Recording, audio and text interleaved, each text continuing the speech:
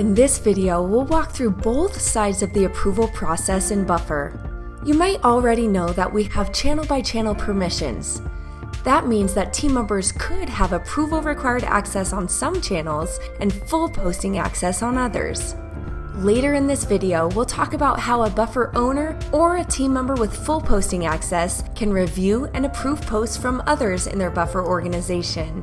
But first, let's look at how a team member with approval required access can request approval for their posts. As a team member with approval required access, you can create your post from anywhere in Buffer. Once your post is crafted, you'll have the choice to save it as a draft or send it straight to the approvals area for review. You'll also have the option to add a date and time to the post if you have a specific schedule in mind. Let's save this one as a draft because I'm still waiting on the right image. This time I'll skip the step to add a date and time because I'm happy for it to be shared whenever we can fit it into the schedule. Once saved, it'll appear in our drafts area and stay safe and sound until we return later to edit or request approval. Since this draft doesn't have a designated date and time, it'll be placed at the top of our drafts area. Let me add an appropriate image now so we can finish it up together. Once the edits are made, I'll save the draft and request approval.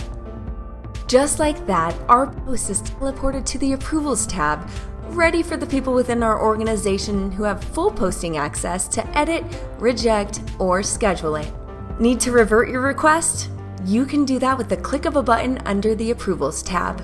Okay, let's pivot and look at this from the Approvers side. If you're a Buffer owner or have full posting access for this channel, you'll go to the Approvals tab to find posts that need your attention. It looks like we have 2 posts to review today. For each of these, we can approve the post as is, make edits before approving, or leave a comment asking for revisions and then click the reject button to push it back to the drafts area.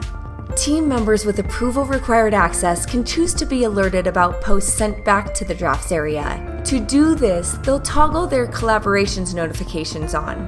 Likewise, owners and team members with full posting access will receive email notifications about new posts landing in the approvals area with the same toggle clicked. That's it! The Drafts and Approvals tabs make it easy for teams to collaborate, review content, and keep everything on brand without slowing down your workflow.